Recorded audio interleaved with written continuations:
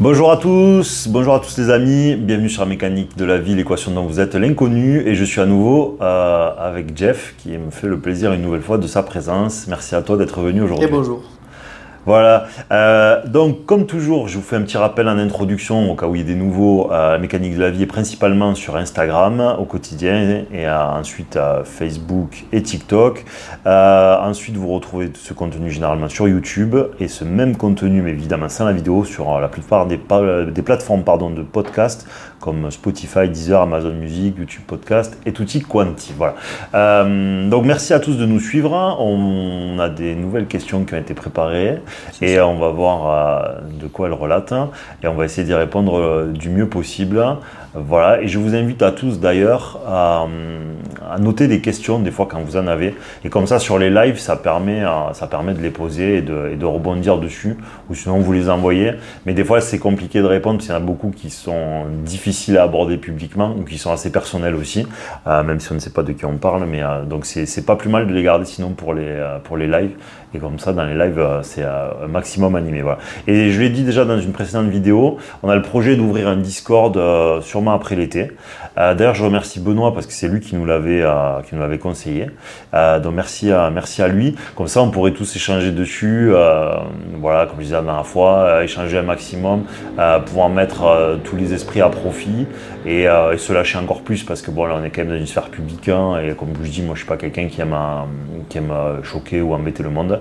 Voilà, parce que certains on n'a pas tous les mêmes limites en matière d'ouverture d'esprit, alors que là, d'être dans une sphère un peu plus privée nous permettrait de bosser les sujets ou d'aller plus en profondeur de temps en temps. Voilà, donc bon, merci à tous d'avoir écouté cette introduction et on va passer à présent à la prochaine question.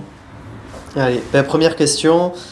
Pourquoi tout est dual et quel sens tu donnerais à cette aventure sur la planète? Ok, bon, la dualité, bon, ça je pense que c'est quelque chose qu'on va énormément tourner d'ailleurs sur les réseaux. La dualité nous permet de comprendre ce qu'est une chose, parce que souvent on dit que pour comprendre le jour il faut savoir ce qu'est la nuit, et donc tout s'inscrit dans cette dynamique. Voilà. Donc souvent, c'est au même titre que quand vous voulez atteindre une cible, comme tout est un équilibre sur Terre, la dualité en quelque part c'est l'opposition entre deux choses pour comprendre que le top c'est l'équilibre entre ces deux, parce que l'une sans l'autre ne permet pas la prospérité. Voilà. Il faut que deux choses se rencontrent pour permettre un équilibre, et l'équilibre de la rencontre de ces deux énergies, si je puis dire, permet la prospérité, parce que c'est un équilibre. Voilà. Donc ça c'est concernant la dualité.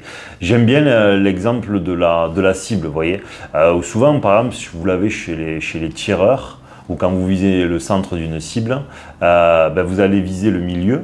Et si vous voyez qu'une fois que vous avez fait 5 flèches par exemple, vous avez une tendance à aller à gauche, il serait préférable dans un premier temps de ne plus viser le centre de la cible, mais de viser légèrement sur la droite. Comme ça, vous rééquilibrez votre défaut naturel, souvent de droitier, qui vous conduit lors du lâcher, à légèrement aller sur votre gauche. Voilà. Et donc des fois, ça veut dire quoi? Ça veut dire que nous, dans notre processus d'évolution personnelle, d'aller chercher l'équilibre de suite, ça ne sert à rien. On ne le trouvera jamais, et en plus, il est en constante évolution. Voilà, c'est pour ça, d'ailleurs, on rebondira là-dessus, sur le être soi, si tu veux, juste après ça. Ça m'y fait penser et j'ai jamais pensé à aborder ce sujet-là. Donc l'intérêt serait que justement, si on a un défaut et qu'on va toujours trop à gauche, il faudrait viser un peu trop à droite. Voilà. Et ça, maintenant, il nous faut à chacun le transposer à chaque paramètre ou chaque chose qui constitue notre vie. Hein. Voilà. Quand on est dans un déséquilibre comportemental, ce que nous sommes absolument tous, des fois, il faut, si vous étiez quelqu'un qui était trop pisse, des fois, il faut être quelqu'un d'un peu plus dur. Et vous verrez que au bout d'un moment, vous allez trouver cet équilibre entre votre trop et votre pas assez. Voilà. Et tout s'inscrit dans cette dynamique-là. Reprenez cet exemple de la cible. Hein. Si tout le temps vous allez à gauche, arrêtez de viser le centre et visez un peu trop à droite. Et dans le futur, vous pourrez vous permettre de viser le centre parce que vous aurez trouvé votre équilibre. Mais cet équilibre, il est en mouvement. Votre équilibre, quand vous avez 30 ans, n'est peut-être pas celui que vous aurez quand vous en avez 35. Mais vous verrez que ça ne vacille pas tant que ça. Une fois qu'on commence à s'en rapprocher, ça commence à être bien. De plus, je rajouterai que cet équilibre que vous pouvez avoir n'est pas forcément le même en fonction des individus que vous avez face à vous et en fonction des secteurs de votre vie dans lesquels vous vous trouvez. C'est-à-dire que votre équilibre, moi je l'ai eu en voyage. Mon équilibre en France n'est pas mon équilibre dans d'autres pays. Je sais pas, je crois que je sais pas si je l'avais déjà expliqué, mais par exemple, quand vous allez dans des pays d'Afrique, hein, moi quand j'étais allé au Sénégal, je devais changer ce que je considérais être ma façon à moi de fonctionner en France. Parce que le fonctionnement de l'ensemble de la population, en moyenne, hein, n'est pas le même. Ça veut dire que mon équilibre en France est prospère, mon équilibre là-bas ne l'est pas du tout. Ça veut dire quoi? Ça veut dire que moi, là-bas, j'étais obligé de rajouter de la fermeté, de la masculinité, parce que beaucoup de gens avaient, ça ne veut pas dire tous, hein, là je synthétise, c'est pour comprendre mon propos, mais beaucoup de gens ont l'habitude de ne pas entendre des discours, de ne pas entendre des explications. Tu attends juste que tu dises non fermement. Voilà. Et en fait, tu t'aperçois que les situations que je rencontrais là-bas, étaient des situations où finalement j'attirais des gens qui voulaient exagérer, tu vois, quelque part. Et donc qu'est-ce qu'il a fallu faire? Ben, ça veut dire que moi, mon équilibre en France, qui est entre le masculin et le féminin, qui me permet tout à fait de fonctionner tranquillement ici, ben, en fait, à la seconde où je suis arrivé là-bas, ça marche pas. C'est-à-dire que de suite, tu t'aperçois qu'il y a un problème dans ta gestion de toi et des autres. Voilà. Donc tu dois augmenter ta polarité masculine parce qu'ils ont un fonctionnement, eux, civilisationnel et national qui n'est pas dans le discours maternel qui passe 2 heures à expliquer des choses. Tu attends juste que tu me dis, elle est où ta limite? Voilà. Donc à partir de là, il faut changer. Et donc la dualité nous permet de ramener les sujets autour de l'équilibre et donc nous de nous appliquer ça par la suite pour pouvoir trouver quel est le nôtre. Et donc mon propos était de dire que selon les secteurs dans notre vie ou dans lequel on se trouve, l'équilibre doit être variable. En fait, plus on devient équilibré, plus on met le curseur de manière rapide au bon endroit. Voilà. Parce que si vous êtes avec votre sphère familiale ou avec certainement votre famille, vous n'avez pas forcément le même équilibre. Parce que tout d'un coup, vous vous retrouvez avec quelqu'un de votre famille qui est beaucoup plus autoritaire que vous voyez que plus ponctuellement. Si vous continuez de fonctionner comme vous l'êtes avec les autres qui sont des doux, vous allez vous faire avaler. Donc quelque part, vous allez vous faire posséder parce que l'autre va prendre un ascendant sur vous. Donc vous en faites votre démon. Pourquoi? Parce que vous êtes en déséquilibre, parce que vous êtes dans un trop de gentillesse, par exemple. Voilà. Et donc tout dans la vie s'orchestre comme ça et vous allez attirer ces situations. Pourquoi? Pour procéder au rééquilibrage de votre trop, de votre pas assez intérieur. Voilà. Et ensuite, plus vous allez être aguerri, plus vous allez être capable en quelques secondes de vous caler par rapport à la situation ou aux gens que vous avez face à vous. Tout d'un coup, votre équilibre, il est là. Là, vous avez quelqu'un qui arrive face à vous, vous le décalez complètement parce que le profil n'est pas le même. Vous ne pouvez pas aborder Et donc là, ce qui est important, même si je m'autocoupe, c'est de comprendre que le discernement est fondamental. C'est votre capacité d'analyse qui vous permet ça. Votre capacité d'analyse. Si vous n'êtes que émotionnel, si vous n'êtes que foi, vous ne pouvez pas avoir ça. Ça n'existe pas un adapté à tout. Ça n'existe pas. Vous êtes adapté à une situation.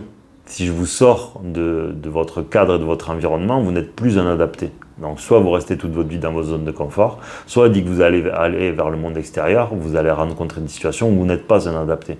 Et donc l'intérêt de ça, c'est d'être en capacité de manier son curseur en fonction des gens ou de l'environnement quand il est modifié. Et ça, c'est vraiment le Graal. D'où l'intérêt de ce que moi j'appelle la conscience, que je lis le discernement dans la mécanique de la vie.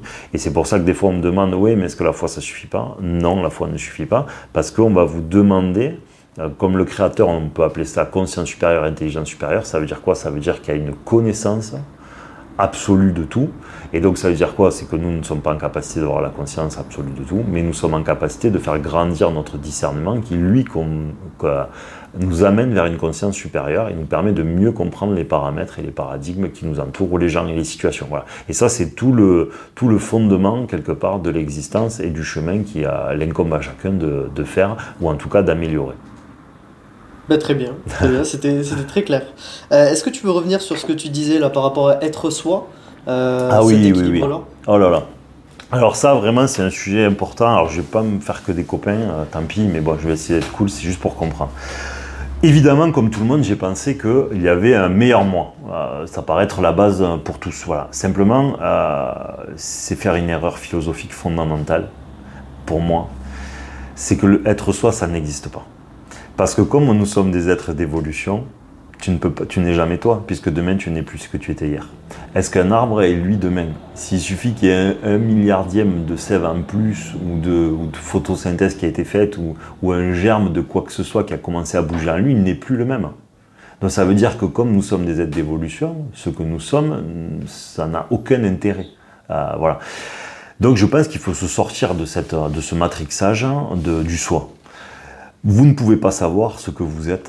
Pour moi, il faut le reconnaître parce que nous sommes des êtres d'évolution. Donc c'est une erreur philosophique fondamentale. Après, il y en a qui vont opposer la théorie de « oui, mais moi, je sais ce qu'a été mon âme » ou je sais pas quoi. Bon, vous êtes, j'explique inlassablement en mécanique, enfin dans la mécanique de la vie. Donc là, c'est du quantique, vous êtes dans l'énergie, ce qui s'adonnerait à ces trucs-là que moi, je conseille absolument de ne jamais faire, parce que c'est totalement interdit par les lois fondamentales de l'univers, bien à vous si vous le faites, peu importe. En fait, ce que vous allez faire, c'est que vous êtes dans le registre quantique. Donc, ce qui va vous être donné ou montré, vous pouvez aller voir 10 médiums qui vous disent la même chose, comme s'il n'était pas possible au créateur de leur avoir donné 10 fois les mêmes informations pour vous leurrer parce que vous faites quelque chose qui est interdit de faire.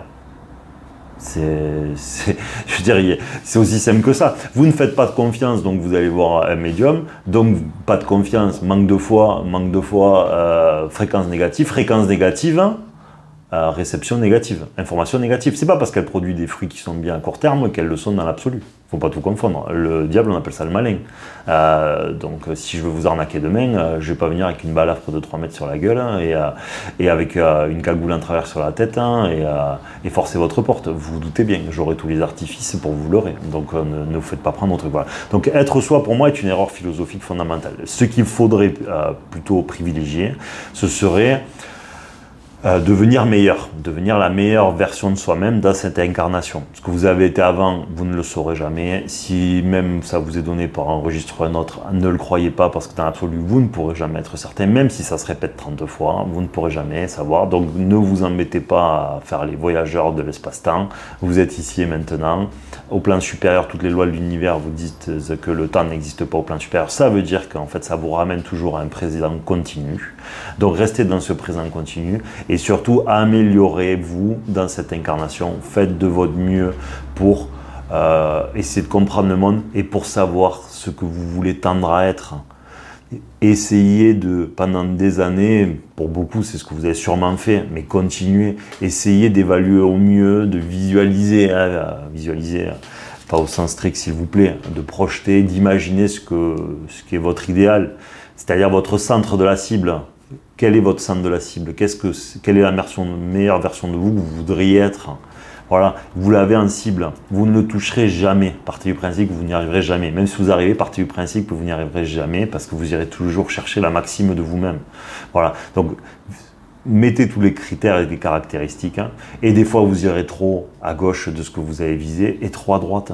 Mais au moins, vous savez vers quelle direction vous voulez tendre. On n'a pas un problème de qui nous sommes, nous avons un problème de vers quoi nous voulons tendre. Donc, il ne faut pas se tromper entre le diagnostic, qui est la maladie, et le remède, qui est la guérison. Voilà. Donc, il faut absolument, pour moi, essayer d'analyser le monde, de s'analyser soi, ensuite d'en extraire quelque chose qui est de l'ordre de l'objectif. Cet objectif-là devient votre intitulé de vie, n'a pas changé tous les 2 jours, et vous faites en sorte que toute votre vie, tout ce que vous produisez, soit à cette fin, de vous rapprocher de ce que vous voulez être en tant qu'individu. Voilà. Mais essayez de faire germer ça. En revanche, dans la fréquence la plus douce qui soit. J'entends par là qu'il ne faut pas que ce qui vous fait germer ces critères soit vos besoins, vos peurs, vos manques, faire plaisir à vos familles, les conditionnements sociétaux. Il nous faut à tous, il faut que je m'inclue dedans parce que je suis tout sauf parfait, il faut s'exorciser de tout ça pour tendre dans cette direction. Et on ne touchera jamais le centre de la cible, soyons honnêtes, nous sommes des humains, nous sommes un être hybride, nous sommes à la fois le bien et le mal, nous sommes à la fois le chaud et le froid, nous sommes des êtres d'imperfection, nous sommes à la fois passion, ce qui est de l'emportement, et nous sommes à la fois raison, ce qui est sagesse. Donc nous sommes par nature hybrides, donc nous sommes de l'imperfection à l'état pur. Donc l'imperfection n'est pas là pour devenir parfaite, elle est là pour s'améliorer, quand bien même nous ne savons pas ce qu'est la perfection. Mais essayez au moins de dessiner la vôtre pour tendre au maximum vers elle et ramasser les fruits que vous mériterez par la suite si Dieu le veut. Voilà. Je pense que c'était vraiment ça ma parenthèse sur être soi, parce que le problème c'est que à force d'altérer quelque part, ces sujets-là, on finit par se faire des nœuds au cerveau et perdre quelque part le fruit de nos efforts. Les gens veulent évoluer, ils se disent ouais, mais ça, c'est pas le vrai moi, le machin moi, mais tu seras jamais, qu'est-ce que tu te casses la tête? Essaye de t'améliorer, c'est déjà très bien. Voilà. Et le problème, c'est que les gens veulent produire des super efforts, et par ces théories qui germent d'un Occident malade, qui sont des fausses spiritualités, etc., mais on finit par quelque part salir les efforts des gens, enfin moi je trouve, par des théories qui sont des théories de déconnectés et de sociétés qui viennent de perdre leur religion historique et qui du coup ne savent plus où donner de la tête parce qu'ils sont malheureux. En fait, on est malheureux et donc du coup on fait germer des mots, des théories. Oui, mais t'es malheureux parce que t'es pas toi. Mais qui est soi? En Occident, qui est lui? Personne. Voilà, parce que dans l'absolu, vous ne saurez jamais qui vous êtes. Donc, perdez pas votre temps, essayez de tendre vers le meilleur. Et surtout, comme on l'énumère continuellement dans la mécanique de la vie, le but, c'est de vous légitimer à recevoir, en augmentant votre degré d'évolution personnelle par la conscience qui est liée au discernement, par l'équilibre et par la confiance qui est liée à la foi. Plus vous prenez des degrés, plus vous devenez meilleur au jeu, plus vous devenez adapté parce que vous êtes conforme aux lois de l'univers et de ce que vous êtes venu faire dans ce jeu-là qui est la vie. Plus vous prenez des degrés, plus vous êtes bon sur le jeu, plus Dieu va vous faire des faveurs. C'est logique, ça marche de pair. Pourquoi voulez-vous qu'on vous casse les bonbons toute la journée si vous avez compris? Je le dis et je le redis, quand l'élève a 20 de moyenne, il ne va pas redoubler. Et même avec 15, il ne redouble toujours pas. Et même avec 14, il ne redouble toujours pas. Voilà, ça veut dire quoi? Ça veut dire qu'on ne vous demande pas d'avoir 20, on ne nous demande pas d'avoir 20, on nous demande de nous améliorer et de faire des efforts dans la direction que la vie attend de nous, qui sont tous les points que nous énumérons ensemble. Et comme ça, eh ben le grand maître, si je puis dire, c'est pour faire une parabole sur le côté scolaire, comme vous avez des bonnes notes, et ben à la fin de l'année, il va vous donner les félicitations et vous allez passer dans la classe supérieure. Ça veut dire quoi? Ça veut dire que vous augmentez votre capital spirituel et votre conscience, et donc vous êtes rétribué à cette fin. Voilà pour le sujet de la dualité.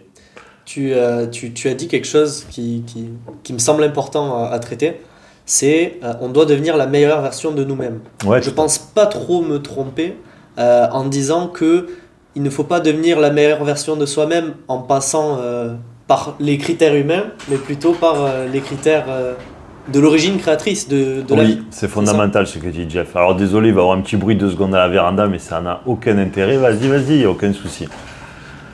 Comme on vous a dit, nous ne coupons rien, c'est du pur authentique, c'est du one-shot pour vous montrer que voilà, les choses ne sont pas mentalisées à l'avance et donc il y a ces petits aléas, mais qui étaient quand même pour le moins prévus. Voilà. Pardon, est-ce que tu peux me redire le fond de ta question parce qu'avec ça... Donc être la meilleure version de soi-même, oui, mais pas selon des critères humains, mais selon ce que la vie attend de nous. Fondamental. Honte à moi que d'avoir oublié cette magnifique question que tu as posée. Ouais, c'est fondamental, les amis. C'est-à-dire que l'humain, surtout aujourd'hui où nous sommes des êtres qui sont de plus en plus des êtres d'émotion et plus de raison, et de sensations et de sentiments et de conditionnement, ça me fait des mots, et ben nos cerveaux sont des gros bordels à tous. Et donc, nous devons tout désapprendre pour pouvoir réintroduire quelque chose de plus sage et de plus analysé pour savoir ce que nous devons réellement chercher. Et donc ce que tu dis, c'est vraiment fondamental. Il faut sortir vraiment de ce que l'on pense être le bien, le mal, le mieux, le moins bien. Tout ce que nous avons appris, en tout cas moi, me semblait finalement faux par la suite, parce que l'univers n'a pas les critères qu'ont les hommes. Aujourd'hui, nous sommes dans une société où nous sommes extrêmement conditionnés dans notre vision d'absolument tout. Et c'est vraiment dommage pour nous. Et donc il faut, et c'est le but de la mécanique de la vie, réintellectualiser, réanalyser absolument tout pour savoir ce qui est vraiment le sens des choses, l'ordre établi, les lois de l'univers, c'est-à-dire les paramètres du jeu. Est-ce que quand je marche là, j'ai le droit ou pas? Est-ce que ce trou-là, je vais me faire éclater ou en fait, au fond, il y a des feuilles et ce trou-là, je peux le prendre? C'est ça qu'il faut arriver à faire aujourd'hui. Il faut arrêter de penser, parce qu'on agit bien toute la journée, qu'on est quelqu'un de bien. Est-ce que quelque chose est écrit pour nous que l'on doit le faire ou pas? C'est ça la vraie question. Parce que si à 3 ans je le faisais et que je le fais toujours à 50 balais, ben en fait je suis ce qui m'a été donné, je suis né comme ça, je n'ai pas de mérite au même titre que celui qui est mauvais. Celui qui est mauvais, est devenu mauvais parce qu'il a eu une vie peut-être de jeunesse compliquée, son cerveau a vrillé et il est mauvais. Voilà, mais il est ce qui lui a été donné au même titre. Donc il n'est pas plus à blâmer d'un point de vue de l'origine créatrice que celui qui est gentil. Et donc c'est ça le but de la mécanique de la vie, c'est à travers toutes ces lois de l'univers et tous ces partages qu'on fait, redistribuer notre vision de ce qui est bien et de ce qui est mal, de ce qui est bon et de ce qui est mauvais, pour essayer de tendre vers ce que Dieu attend réellement de nous. Et donc Dieu, j'entends par là les vrais paramètres existentiels de la vie, et c'est ce qu'ont essayé de faire les grandes religions. Voilà. Le problème, c'est qu'au bout d'un moment, elles ont été appropriées par les hommes qui ont arrêté de surintellectualiser qui ont arrêté de les surintellectualiser quelque part, qui les ont rendus, en tout cas chez les chrétiens, je trouve, accessibles. Et quand tu commences à faire style que Jésus est accessible, ben là c'est fini. Parce que si tu penses que Jésus avait une pensée qui était accessible aux hommes, ben en fait tu as tué Jésus d'une certaine manière, parce que tu penses que ce qui est écrit en degré 1 ou 2. Et donc tu loupes la profondeur, et c'est tout l'intérêt pour lesquels c'est écrit de manière avec des paraboles, c'est comprendre le multisens de ce qui est écrit. Mais si tu ne t'autorises pas à le chercher, que ce soit en toi comme dans la vie, parce que tu t'es conforté à ta lecture premier ou deuxième degré, et ben tu loupes toute l'essence qui est à l'intérieur. Et d'ailleurs c'est écrit complètement dedans ce que je viens d'énumérer. Voilà. Donc complètement, et c'est tout le but de la mécanique de la vie, c'est chercher les vrais fondements des choses et de l'univers, et c'est vraiment ce qu'on essaye de faire à travers cette chaîne et qu'on veut continuer de faire pour que les humains comprennent pourquoi des choses arrivent, pourquoi ils rencontrent des difficultés, pourquoi la société est ce qu'elle est. C'est la comprendre à travers le prisme et la lecture des paramètres du jeu, c'est-à-dire d'une volonté supérieure qui crée des choses pour que les humains évoluent. Ben, tu me permets un pont formidable, parce que je voulais parler de valeurs. Tu vois, il y a des valeurs qui aujourd'hui sont mises en avant, qui au sens de la vie n'en sont pas véritablement. Et justement, on le voit dans tous les textes sacrés de la parole des sages, il y a des valeurs qui surplombent, comme la justice, être humble. Voilà, je pense que tu vois de quoi je veux parler exactement. Et ma question est donc la suivante. Pourquoi ces valeurs-là seraient priorisées vis-à-vis d'autres valeurs qui, par exemple, sur le curseur de l'équilibre, donc si je place l'arrogance tout à gauche et être humble tout à droite, on devrait rechercher un équilibre. Donc qu'en est-il finalement? Où doit-on se placer? Si parfois, dans l'équilibre, on doit être à l'extrémité d'un côté, selon les sages en tout cas, et parfois être dans la voie du milieu, on dit dans le Tao, de l'équilibre. Alors en fait, cette question aussi elle est super, bon félicitations, t'as bien travaillé. C'est qu'en fait ce curseur-là, il faut dissocier deux choses. Plus on va évoluer, plus quelque part notre corps et nos paroles va devenir une sorte d'avatar. Ce que je veux dire, c'est que par exemple, prenons un grand sage comme, admettons qu'il le soit réellement, comme tu viens d'énumérer. Ce grand sage, il va vivre dans plusieurs milieux. Il va y avoir avec lui-même, dans son intériorité, admettons qu'il ait un très grand niveau de sagesse, et que dans la notion où en fait très arrogant, très grande sagesse, lui, son intérieur est quand même énormément dans la sagesse. Donc on pourrait se dire, il est dans un déséquilibre, tu vois. Si tu commences à être trop, c'est un déséquilibre. Mais en fait, ce qui va se passer, c'est que cette grande sagesse qu'il a, elle est à l'intérieur de lui, dans l'absolu, d'accord? Lui, selon ce qui va attirer comme situation dans sa vie, à des moments, du fait des entrants, si je puis dire, extérieurs, va faire que ce curseur, il doit le modifier pour pouvoir être entendu, compatible ou adapté aux gens qui viennent à lui ou aux situations de l'extérieur. Mais ce qui ne veut pas dire qu'à l'intérieur, lui, n'est pas toujours le sage. C'est-à-dire, lui va montrer peut-être une arrogance, parce que c'est utile dans l'apprentissage d'un autre, peut-être. Il va montrer peut-être de la fermeté alors qu'il n'est que douceur à l'intérieur, parce que l'autre, c'est son temps que de recevoir ça, parce que son absolu équilibre intérieur lui permet en fait de s'adapter à l'environnement extérieur, quelles que soient les situations qui lui sont amenées. Mais lui, à l'intérieur, c'est pas parce que tu vois un emportement que lui s'est emporté.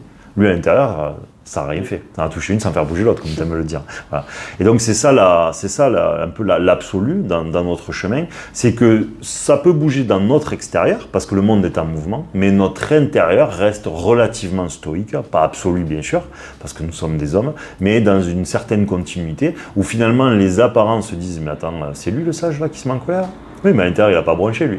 Donc, oui, il est vraiment ça. Voilà. Et donc ça, je trouve que c'est quelque chose qui est intéressant à expliciter, parce que le problème, c'est que comme on voit avec nos yeux, nous ne captons pas le précieux forcément qu'il y a à l'intérieur de l'autre. Voilà. Parce que l'autre, en tant qu'être adapté, ne peut pas être que douceur si tu lui amènes de la violence au bout d'un moment. Il est dans l'équilibre, et donc lui, certainement même, est capable, s'il veut, de faire preuve de violence au même titre, puisqu'en fait, il a dompté cette violence, lui, à l'intérieur, cette violence même, pardon, à l'intérieur de lui-même. Voilà. Donc, il pourrait très bien prendre... il pourrait produire tous les actes qu'il veut, puisqu'en fait, il est en pleine possession de sa conscience, puisqu'il n'est pas altéré par ses émotions ou ses peurs.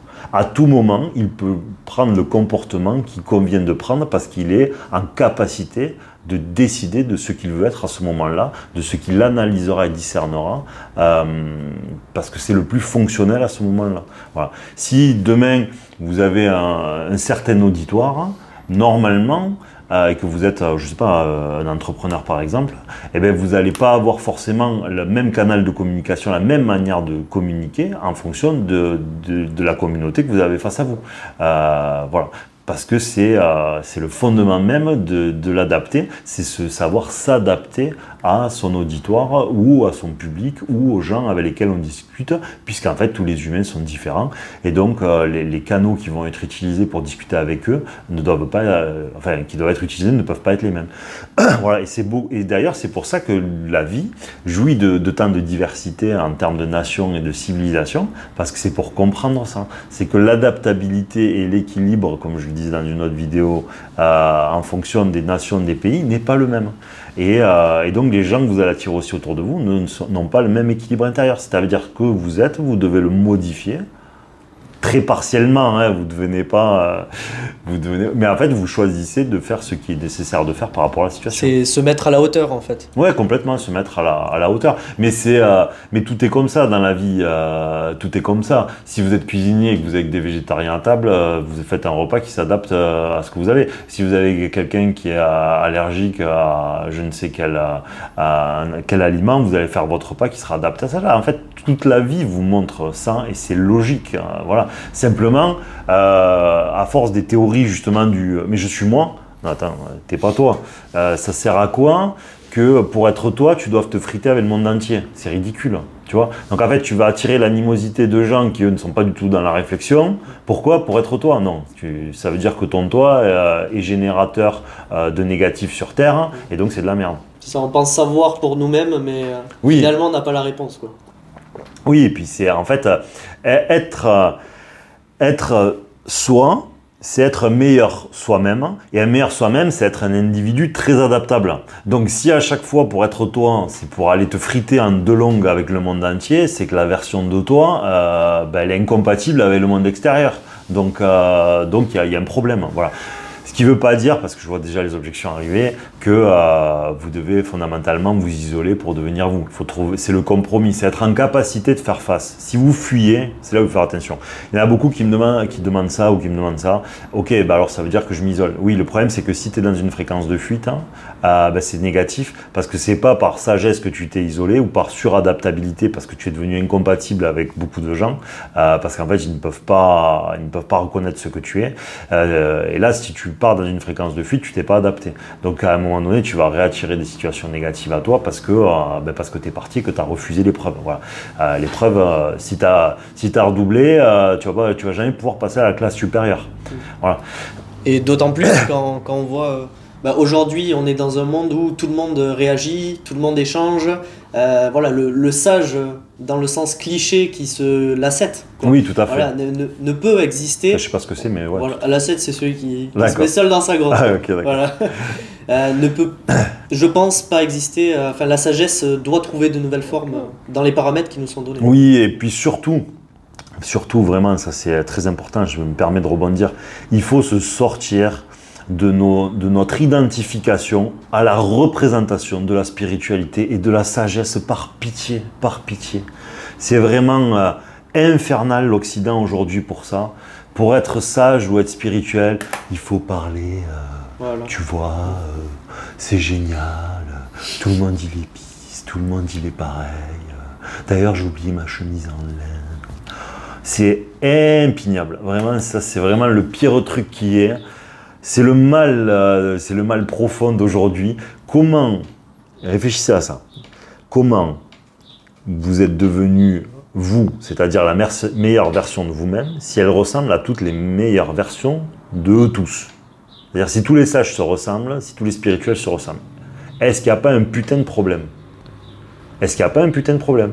Si votre identification, d'accord, et le fondement en fait de ce que vous êtes devenu à une identification profonde qui est la même, puisqu'elle a produit les mêmes effets, là je deviens une marque, d'accord? Je fais tel... je sais pas si on a le droit de nommer des marques, donc vu notre échelle, très probablement que oui. Mais au bout d'un moment, si on porte tous les mêmes godasses ou la même mode, c'est qu'on s'est tous identifiés à la même chose. C'est le reconnaître, d'accord? Même moi, j'ai des chaussures qui sont de la mode, si vous voulez, voyez. Donc c'est pas la question, mais c'est juste de le reconnaître. Oui, c'est le cas. Donc à partir de là, ça veut dire que nous nous sommes parfois identifiés à la même chose que les autres. Donc si on nous sommes identifiés à la même chose, c'est qu'on ne peut pas être nous-mêmes dans l'absolu. Même si là, je parle sur quelque chose d'extérieur, sans importance, on parle de Godas. Hein, voilà. Mais sur quelqu'un qui va justement incarner la spiritualité et qui ressemble à tous les autres, ben, je trouve qu'il y a un paradoxe qui est extrêmement notable. Et donc surtout, n'ayez pas d'identification à la représentation de ce que doit être la spiritualité ou le sage ou je sais pas quoi, on n'en a rien à branler. Voilà. Moi, je préfère... Moi, je pense que le sage, en fait, déjà, la plupart, vous ne pourrez pas le capter si ça n'est ou pas, parce qu'il va falloir qu'on jouisse de beaucoup d'analyses pour le voir, et souvent, il va être déroutant, parce que justement, il va faire l'enfant pour tester votre réaction, pour pouvoir vous faire passer une information légère, parce que si vous le dites par le processus de la sagesse, vous allez penser qu'on va se dire, ouais, c'est quoi ce mec moralisateur, voilà. Donc, il y a tous ces jeux de dupes, voilà. Et donc, quand quelqu'un veut trop représenter certains standard, au bout d'un moment, moi ça m'a toujours assez insupporté. Voilà. Il y a un moment donné où je rêvais qu'il y ait quelqu'un qui rentre dans la pièce et qui lâche une énorme caisse, tu vois, pour casser l'ambiance, parce que vraiment c'était insupportable, tu vois. Vraiment ce truc des standards, putain, on peut pas être... Si, quelque part, je continue, même si là je m'emballe un peu pour rigoler, si... L'adapté, c'est celui qui peut passer dans toutes les situations parce qu'il est équilibré sur tous ses paramètres intérieurs. Ça veut dire qu'il est tout à la fois. S'il est tout à la fois, c'est que tout d'un coup, s'il a envie, il redevient un enfant, pas un enfant dans l'attitude irresponsable, un enfant parce qu'il n'est plus conditionné, c'est pas pareil. Donc il peut être contemplatif, mais avoir aussi l'énergie de l'enfant, parce qu'il se régale, vous voyez, parce que le contemplatif à 2 de tension, 3 de pression, ça s'appelle de la déconnexion pour moi parce qu'il y a presque pas d'énergie il y a très peu d'énergie de vie en lui, quoi. Ouais, il y a un temps pour tout, quoi. Il y a un temps pour tout. Voilà, donc ça c'est vraiment important. Plus vous êtes adapté, plus ça veut dire que vous pouvez passer dans tous les registres de la vie très très aisément et très facilement. Donc pour moi c'est à ce titre c'est important de voir aussi dans la complexité de la personnalité justement que vous pouvez devenir ou tendre, la richesse de votre diversité intérieure. Si vous n'êtes que la même chose, c'est que vous n'êtes pas riche de l'intérieur. Si vous êtes espèce de sage déconnecté à 2 de tension, 3 de pression, c'est qu'en fait la richesse de ce que vous avez compris à l'intérieur de vous est pauvre parce que vous n'êtes pas habilité à passer dans tous les registres et situations de l'existence. Voilà. Et ça c'est extrêmement désolant et qui pour moi aurait tendance à montrer que nous ne sommes pas réellement sages parce que nous ne sommes pas passés par toutes les facettes de la vie. Voilà. N'oubliez pas, par exemple chez les chrétiens, je m'excuse auprès des musulmans, je connais moins, même les chrétiens, parce qu'au final je répète des choses que par discussion, pas par lecture la plupart du temps. Mais si Jésus peut marcher avec des vierges, des prostituées, ça veut dire que l'intégration de toutes les polarités, c'est-à-dire de toutes les possibilités d'être, de toutes les possibilités d'existence qu'il y ait, il les avait comprises. Donc il ne faisait plus presque de distinction dans l'absolu, je parle, parce qu'après il en faisait, puisque tout le monde ne s'asseyait pas à sa table, ne l'oubliez pas, hein, voilà, soyons rationnels par rapport à ça. C'était un très bon exemple des sujets que j'abordais tout à l'heure, hein. Tout le monde ne s'asseyait pas à la table de Jésus, donc ça veut dire que même lui faisait des différences entre les individus, parce qu'il savait qu'il y en avait qui étaient plus à même de recevoir que d'autres, et donc c'était dans la logique des choses pour que les meilleurs fruits soient portés. Parce que s'il choisit bien cela, et bien ceux-là vont pouvoir aller inonder le monde de quelque chose de magnifique. Alors que s'il les choisit par déconnexion ou par croyance, et qu'il allait choisir quelqu'un qui ne pouvait pas recevoir, et bien en fait ce qu'il allait lui dire ne pouvait pas être transmis de la plus belle des manières, et donc l'ensemble de la population pour le bien commun ne pouvait pas recevoir ce magnifique cadeau. Et donc ça valide ce que je disais tout à l'heure aussi, que le discernement et la lecture et la gestion dans notre analyse de soi et des autres est fondamentale là-dessus. Voilà. Et je me suis un tout petit peu éloigné de ce que je disais, parce que le parallèle me semblait vraiment fondamental. Voilà. Mais un individu doit être riche de sa diversité intérieure. Voilà. Et c'est ce que je voulais dire à travers Jésus, qui pouvait marcher avec des gens extrêmement différents, parce que il avait projeté qu'il aurait pu être n'importe qui d'autre, hein, puisqu'en fait l'essence reste, qu'on le veuille ou non, divine, puisqu'elle est toute création et l'objet du créateur. Voilà. Donc l'origine est la même, et je rappelle en plus qu'entre deux choses, il y a toujours quelque chose en quantique. Ça veut dire que tous les humains sont reliés dans l'absolu. Voilà, très cher. Ah ben apparemment j'ai un regard qui me dit je veux finir là-dessus, donc nous allons finir là-dessus. Donc merci à toi d'être venu pour cette interview. Merci pour ces questions qui étaient vraiment fameuses. Je ne les connaissais pas, c'était vraiment super. Vraiment les amis, likez, commentez, même si c'est merci. Voilà, parce que c'est lent. On compte sur vous. Ouais. C'est lent les algorithmes, et voilà. Donc merci une fois de plus à tous de nous avoir suivis. La mécanique de la vie, l'équation dont vous êtes l'inconnu, sur le maximum de supports, voilà, au quotidien plutôt Instagram pour l'actu, et sinon YouTube, les Spotify, Deezer, Amazon Music, voilà, pour nous suivre encore et toujours les amis. Merci une nouvelle fois à toi, et merci. À très bientôt sur la mécanique de la vie.